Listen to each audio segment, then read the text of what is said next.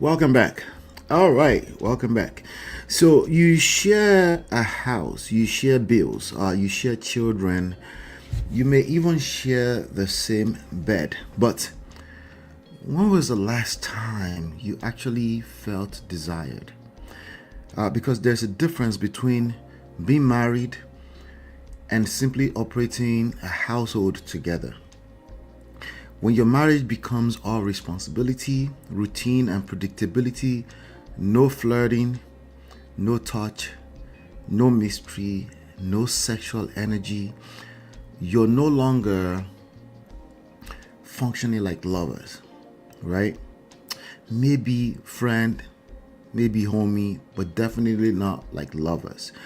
And you're becoming roommates. So today we're breaking down exactly how that happens and what you must stop doing before this roommate marriage turns into separation or an affair or divorce. Welcome back. There's something I wanted to share. I want to share what I call the roommate gravity loop with you. The roommate, let's call it the roommate gravity loop. All right, I'll tell you why I call it that in a second here, but let me just push this out there for you so you can see what we're about to discuss today and how dangerous it is if you're in a marriage like this, right? Now, ultimately, our goal by the end of this session is to we're trying to get to attraction, okay? Attraction, reconnection, but ultimately awareness, so you can repeat over and over and over again so everybody else can call you lucky, right? But it's because you know what you're doing, right? So this whole thing is triggered by routine. We call it routine. All right, routine is a negative thing. It's not a good thing. Okay, well, it's not, it wasn't designed to be. It's not, well, it's just life, right? You have routine in life, right? And this routine is not, it wasn't supposed to be a bad thing, but it ends up becoming a bad thing. Anything can metamorphose, what's the word, metamorphosize into so routine turns to neglect, to resentment. Let's put that on the board real quick. Routine turns into neglect. Yeah, routine turns to neglect, right? And neglect turns into resentment. This is the path that most people are on. This is what we're trying to avoid, right? It turns to resentment. You say how? I'll explain it in a second here, right? And yeah. So today we're going to talk about if your marriage feels like roommates. I'm going to help you solve through that, okay? All right. So resentment turns into withdrawal. Withdrawal.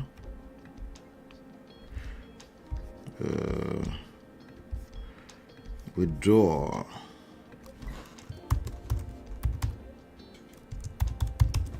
Right? Now from withdrawal, what do we have? We have rejection, we have obsession, we have once you get rejected, once you feel rejected in your own marriage, the next thing that usually comes after that is obsession, right? Because rejection breeds obsession. So I'm going to put that here. Withdrawal leads to a feeling of rejection, leads to, now the natural reaction from that is obsession. Start getting obsession, obsession, it breeds obsession, okay? Lord help me today. This is very important that you understand this, because if you don't, it doesn't mean it won't happen, because a lot of this is not action things. They're basically one thing give birth to another, and oftentimes these are behaviors that come from subconscious, at least subconscious, at most or at best subconscious. You don't just decide to do these things, right? They just kind of happen. Obsession leads to neediness. All right.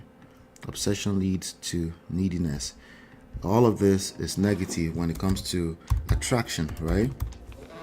No one wants to talk about attraction when it comes to marriages failing. No one. Everybody want to talk about what is morally upright and all that kind of stuff. Those things are good.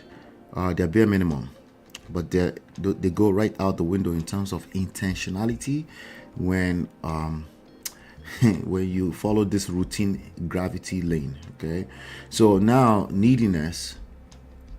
Now we end up with neediness. You end up back at routine. That's what I want us to talk about today. You end up back at routine. It's like this very bad loop. All right. Does this make sense so far? I want to break this down for you so you can avoid this in your own marriage. When it gets down to it, you're not going to be able to get away with the idea that you're a good person. That's good for you. You can live a fulfilled life if you want to live by yourself, just being a good person. But when another person is involved, yes, even a person who committed to a lifetime with you, when that person is involved, the stories will change. All right. The story. See, there was a period when Lola and I were sleeping in the same bed almost every night, but we had virtually no intimacy. I'm speaking from a place of experience where, thank goodness, we're celebrating 19 years this year. Been with her for about 22, 23 years now. But obviously, that's not overnight. So from the outside, we still looked married. We lived in the same house, raised our children, and handled responsibilities. But internally, we had become roommates, like most people that claim to be married today. See, that experience taught me that proximity is not connection. Sharing a mattress does not mean you're sharing desire. Attraction and a marriage can be so far apart. You can be inches apart physically on a daily basis and already separated emotionally. So before we get into the whiteboard, I'm about to go deeper right now.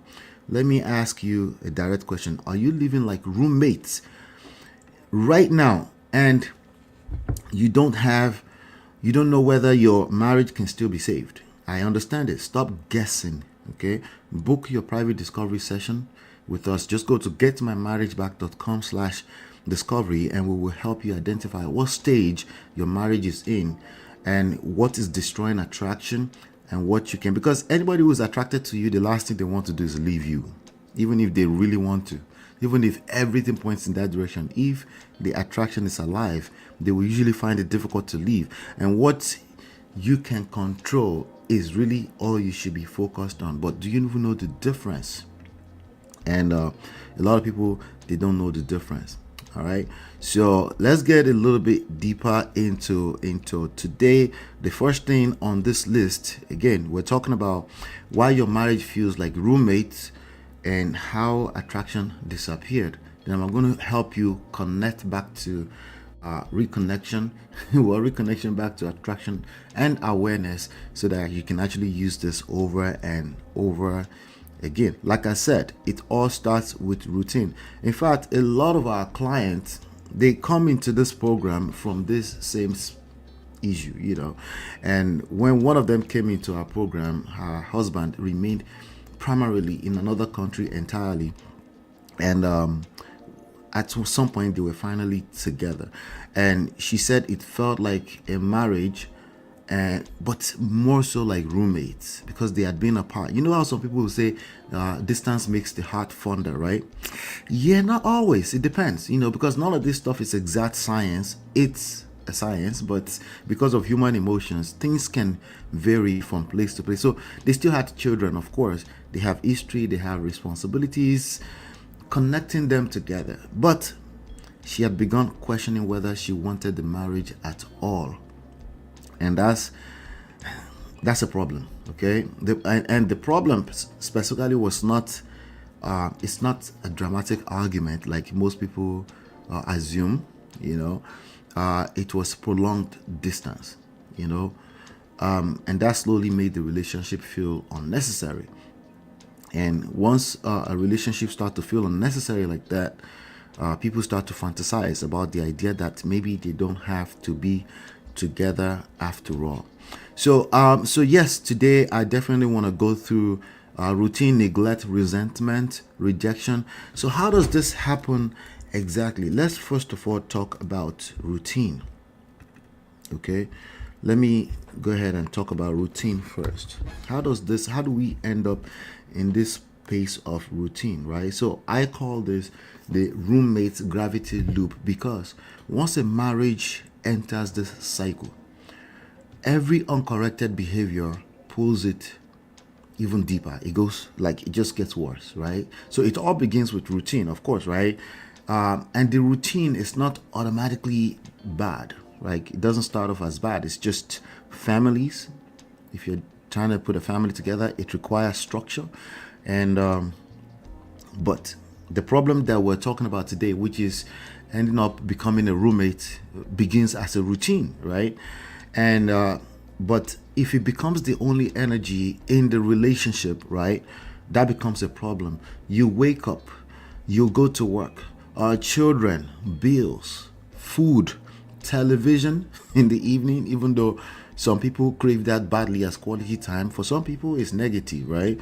You jump on the phone, in and out, sleep, and then you repeat that same process again. And then comes neglect, right? What do you mean by neglect? It's just life. What do you mean by neglect? Well, all it takes is one person, starting to feel neglected, right? It's not necessarily evil neglect. Often, something that, like I said earlier on, comes from an unconscious place, at best, subconscious place. So you're partly awake, partly sleeping when all of this happens, right? Both people assume the relationship will maintain itself because they're married. If we're married, the relationship is supposed to be automatic. Everything should be happening automatically, and there's no need to, to worry about anything else, like such as attraction, right?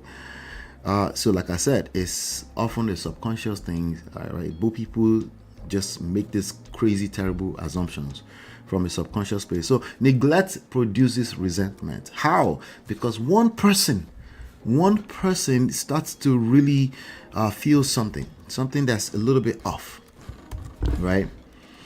They can't put their finger on it, but they know something is wrong somewhere, right? Eventually they might get to a place where they start to feel it as they feel unseen, they feel unheard. You've heard that before, hopefully. Right? Undesired. They don't feel wanted by you, right? They feel overworked, maybe overwhelmed, house chores, maybe by bills, responsibilities, financial weight, or they start feeling taken for granted, feeling unappreciated, right? So that's resentment, right? If it happens long enough, that's resentment that you might never be able to come back from, right? And that resentment will produce withdrawal. Not cool.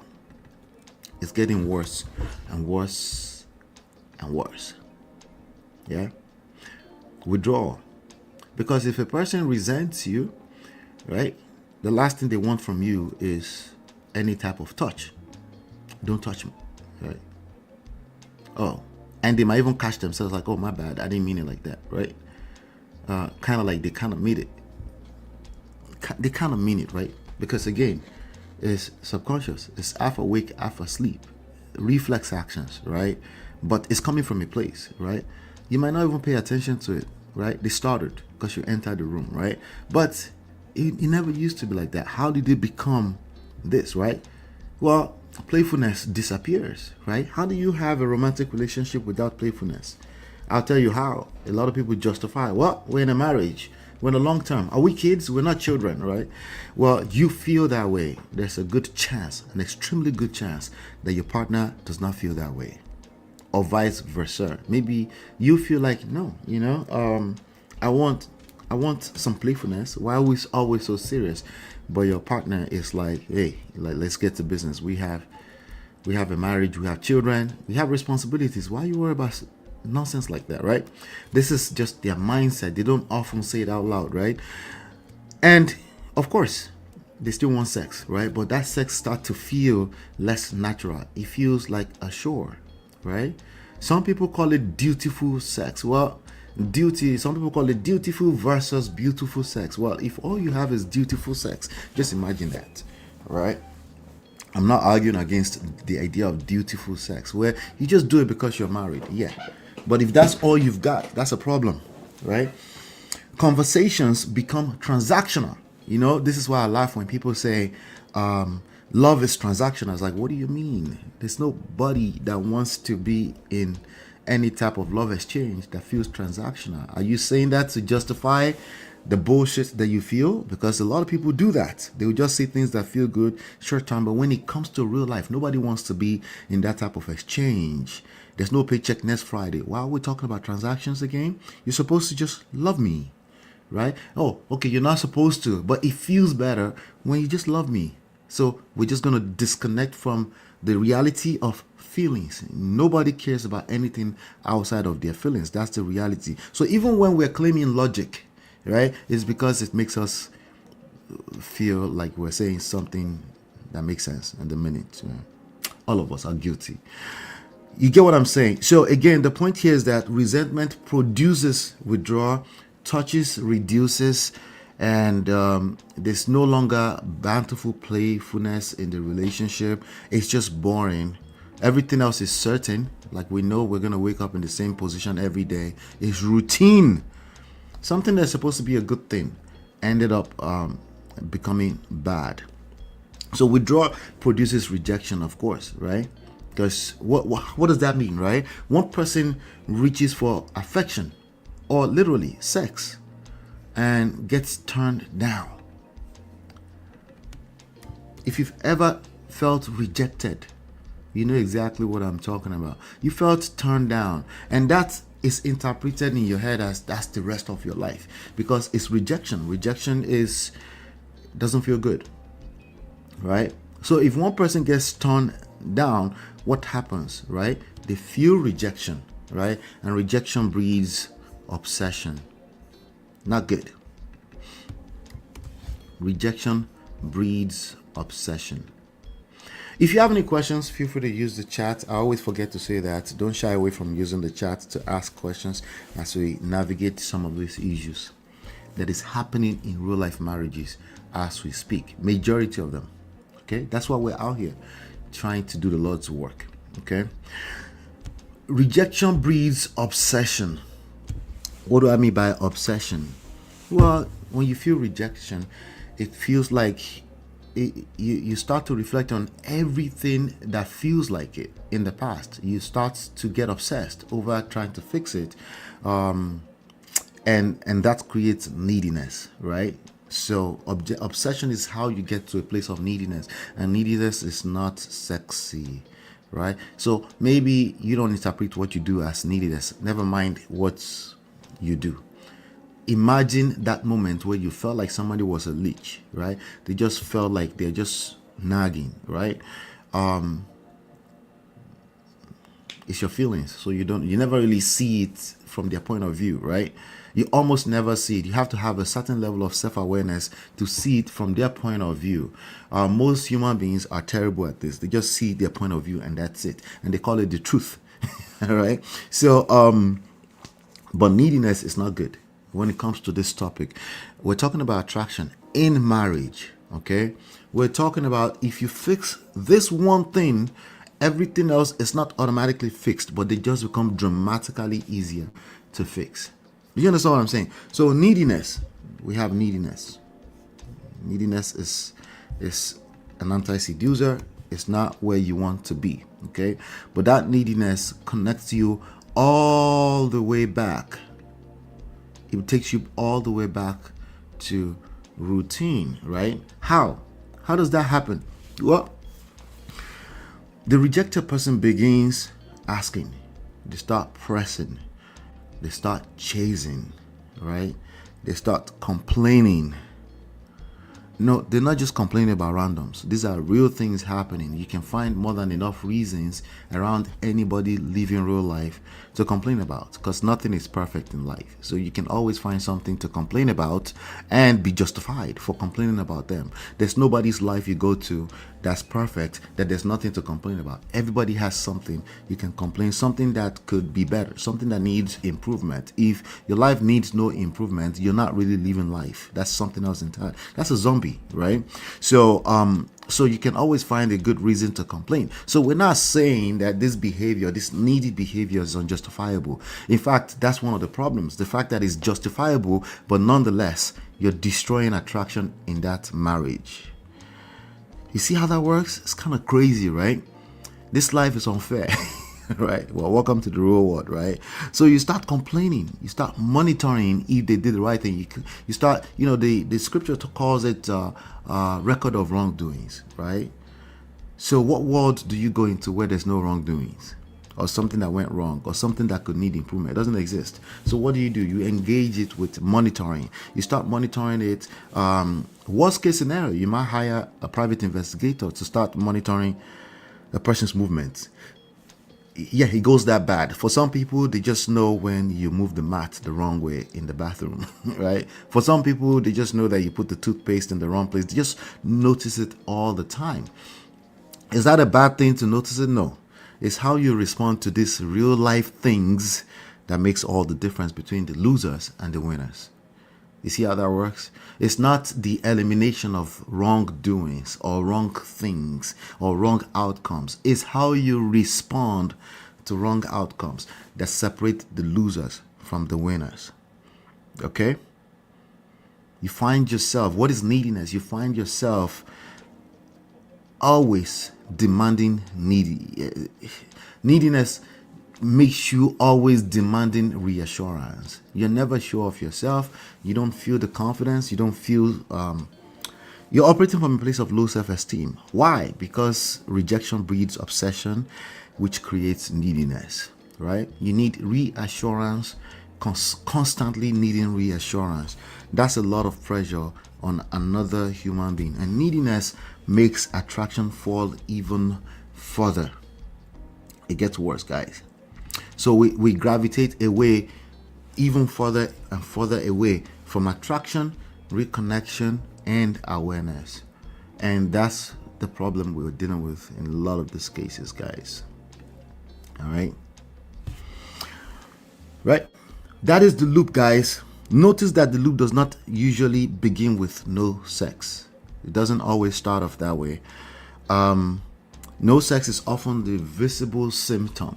When you say, hey, that woman is weaponizing sex. For a long time I struggled with that. But then I eventually understood what people are trying to say. I get it. That's what they're talking about, what they feel. Some women will speak that from a place of sympathizing with men. I can also understand that. But really what's going on is something I could see way ahead of most people. So we take the time to break this down, right? No sex is the visible symptom of everything already happening underneath. Everything that you don't see, that's what's usually happening.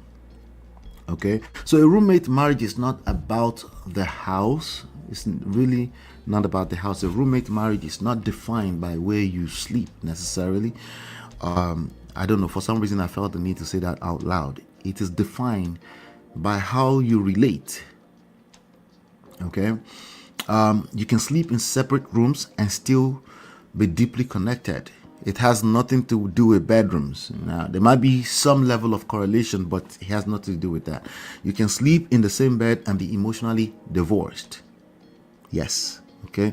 The roommate phase begins when the marriage becomes nothing but logistics. Just making sure the kids are where they're supposed to be, the food is prepared, the food is in the freezer in the beginning of the week. Who is picking up the children? Who is paying the bills? What are we eating? What time are you coming home? We know exactly when you're going to pull into the parking lot, but there's no flirting, no curiosity, no playful energy, no meaningful touch, no sexual tension. You're functioning, but you're no longer relating. Do not confuse a well-managed household with a healthy marriage. I think that's where a lot of confusion is coming from. Your children do not need two adults who can operate the house. That's not all they need. I guess that's a good place to start from, okay? What they need is example of two people who know how to keep love, respect, and attraction alive. All right? So if this is describing your marriage, yeah, it's real. It's real. You're not alone. If this is describing your marriage and you're married but you're living as roommates, you do not have to continue guessing your way through it, and no, you don't have to wait until someone announces separation or divorce. I need space. I love you, but I don't think I'm in love with you. You don't have to wait until such happens. If you're already in that position, you don't have to wait longer or keep guessing. Just book your private discovery session at getmymarriageback.com/discovery, and let's identify what caused the attraction collapse and what you can begin changing without begging, without forcing, without demanding or trying to control another adult. You and I know that's never going to work. All right. So yes, we're talking about why your marriage feels like roommates and how attraction disappeared. Now, what I want to show you is what I call the prestige lover energy loop. Okay. The prestige lover energy loop. So remember, we're still not able to connect to this guy. So we're going to bring it down because we need to find our way to this guy from, well, first of all, let me put this here. The prestige lover energy loop.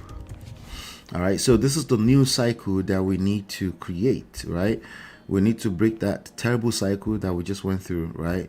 Starting with something that was supposed to be a good thing, right? Routine, right? Routine.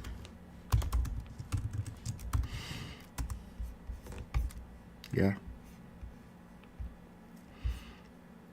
Started with routine. Started from the bottom.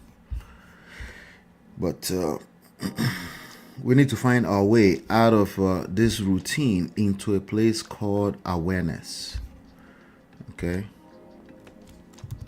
And then we need to create a loop that will keep going through awareness, because education is everything. So that's why I'm happy you're here watching this.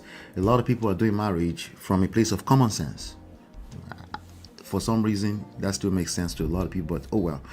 I guess people still assume they can do marriage from a place of common sense. You can't. Not in this time and age. It's not going to work, because value is something that keeps moving, and everything you do must come from a place of value. That means you pay attention to how you're being received, how you're being experienced. So how you're going to do that sustainably, you have to go from awareness to grounding. All right, I'm going to explain this in detail, but you got to go to grounding, right? So that whatever it is that you're doing is actually sustainable, right? You don't want to do this from a place of common sense. Common sense is, some people say common sense. I always push against common sense, because you know why? It's the same thing as common sense is not common, okay? It's also the same thing as everybody claims that they have common sense. So I just try to tell you to like you need a little bit more than common sense. That's the point, okay? Grounding will help you with purpose, purpose, because anything you do that doesn't have a strong why behind it is probably going to fail. It has to be a why that's big enough to make you cry, or once upon a time it already made you cry. So you have some experience and you're not just having a bunch of opinions. Majority of people, especially on the internet, they just have tons of opinion, and might I, or dare I say, useless opinions, and but they're just opinions. And we've democratized the opportunity to have opinions. We should continue to do that, because that's how we hear what people actually feel. But we have to be careful with that. You actually have to have ideas that are grounded in a single source of truth. Very, very important. Okay, purpose will help you to know when to bring in variety into a place of certainty, because again, certainty is, we all want that, it's a sense of security, right? But at what point it starts to become boring right?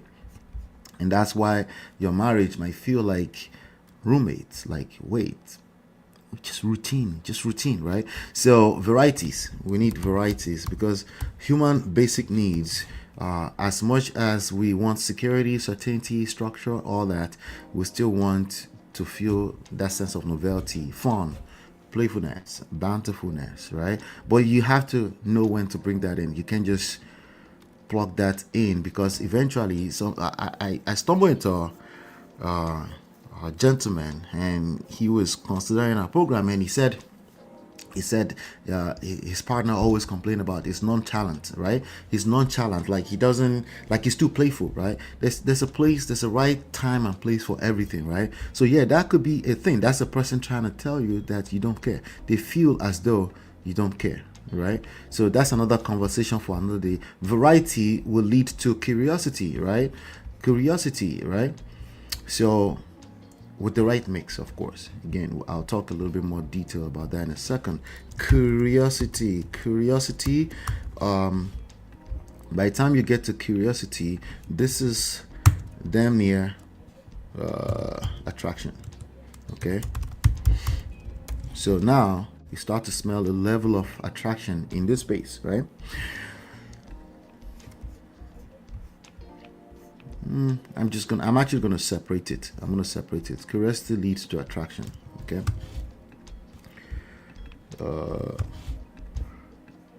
Curiosity leads to attraction.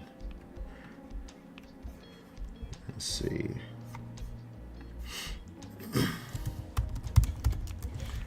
All right.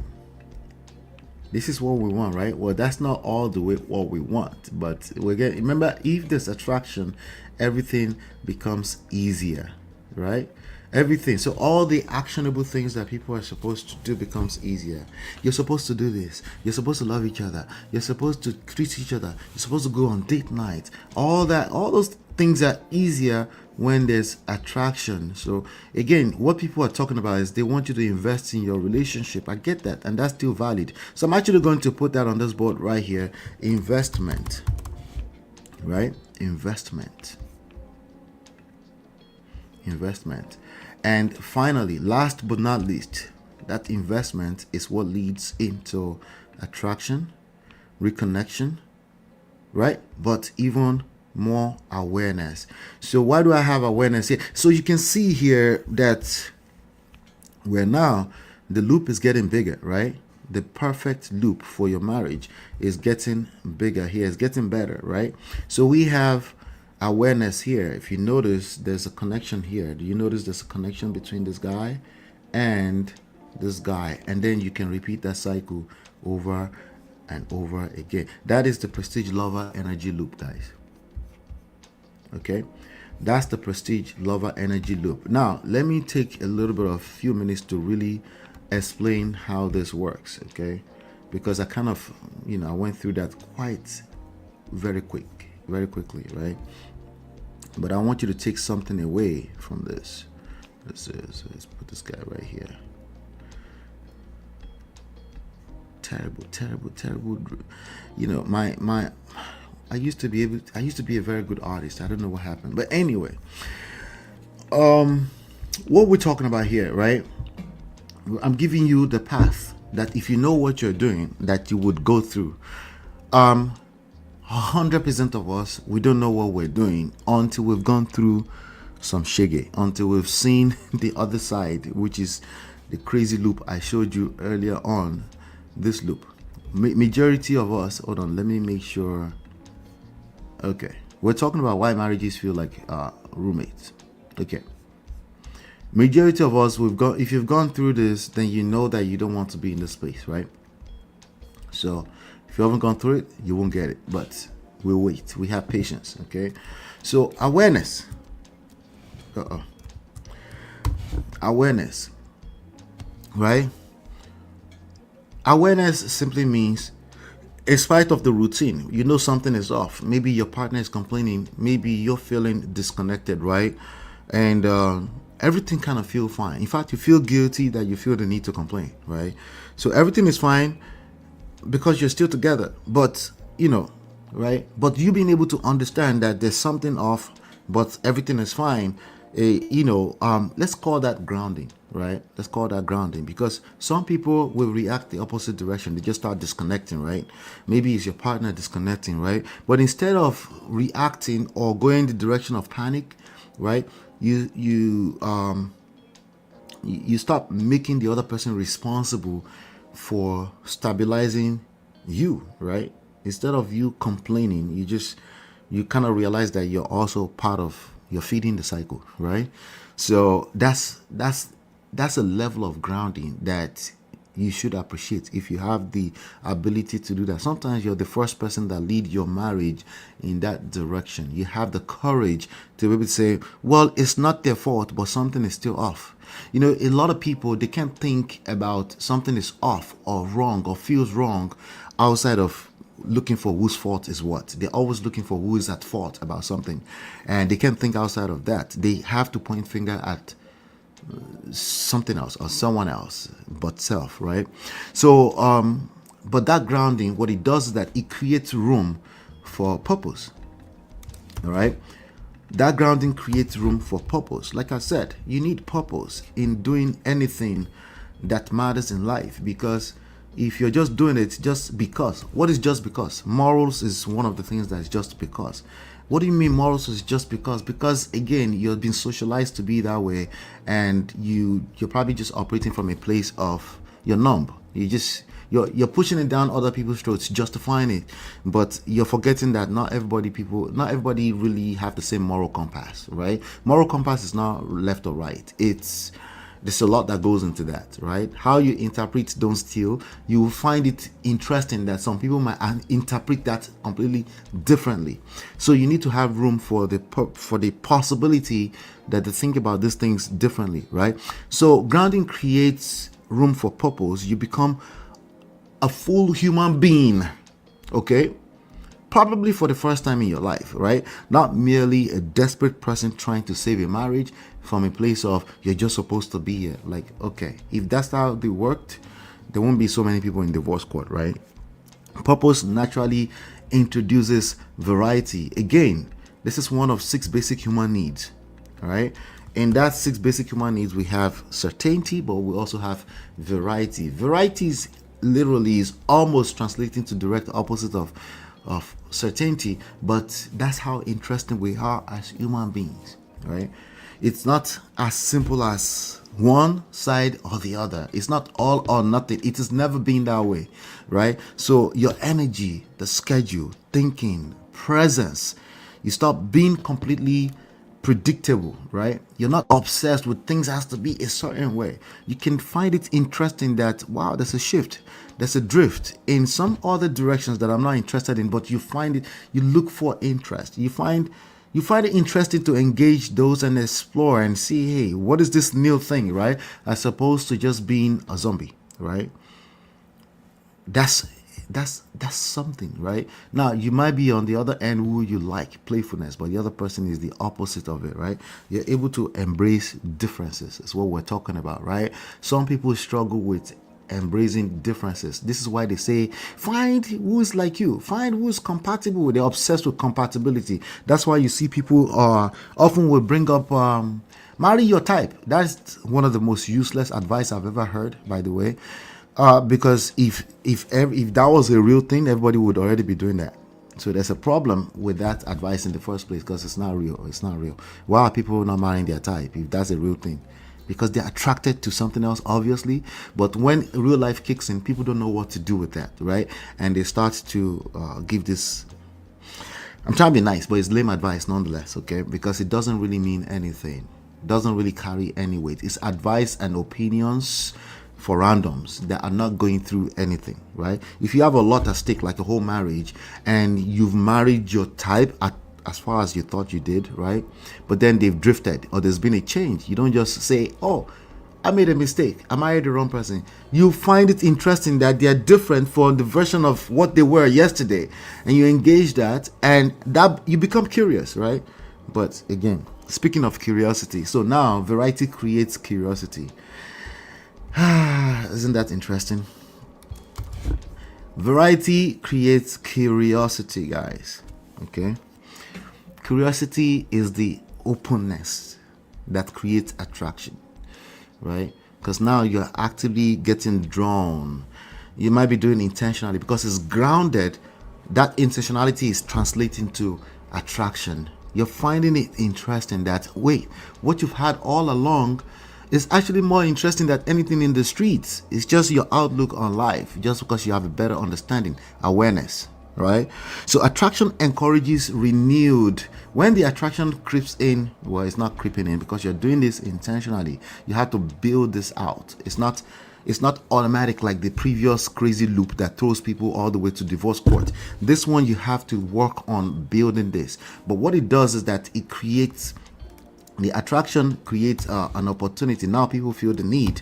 Now they feel the need to invest in your relationship, as opposed to we're just going to intentionally invest. No, you need a certain level of attraction to help you encourage investment. It encourages renewed investment. When I say investment, it's not just about date night yet. Just the renewed vested interest, the interest, right, in wanting to work on the marriage has to be grounded in everything that led to us here in the first place. And you know what most people do? They're trying to jump into investment, or they try to manipulate their partner into wanting to invest in the relationship. And that's why it never works. If it works, it's short term, it's temporary. Have you ever seen the back and forth from therapy? You go to therapy, you come back, you go to counseling, you go back, you did a family meeting, you keep going and coming, and yeah, you ever had this experience before? That's why. This is why. Okay, because you're jumping, it's like people jumping into give and take, and they don't want to give first. I know it makes logical sense suddenly, right? But that's literally what people say. They say relationship is give or take. Yeah, working relationships, not the one you have to build from scratch, not the one that you have to rebuild from a place of damage or damages, or where somebody's already disconnected for whatever reasons, outside of they're just doing the wrong thing. If they're doing the wrong thing and it's that simple, just dump them. You know why you're not dumping them? Because it's never that easy. So the new investment gives you deeper awareness of what strengthens and what weakens the relationship. Now you know. When you're coming from a place of you now know, right? It's, you know how people say knowledge is power. You know, the reality is that executed, implemented knowledge is what becomes power. Knowledge is the least. Knowledge is everywhere, right? In fact, people know too much, if you ask me, which is why they're no longer curious, which is why attraction is being killed everywhere. People know way too much, guys.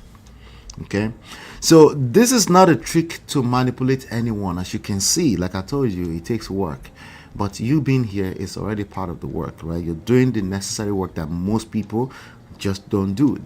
Most people will never find this information. How lucky, right? So it's a change in the emotional and social energy that you're personally responsible for bringing into the marriage.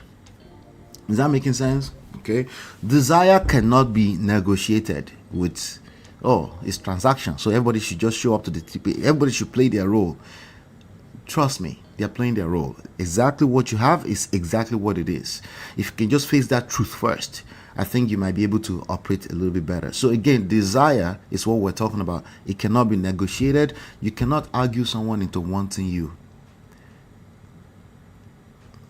Go figure. Why should that be a stretch? That should make sense, right?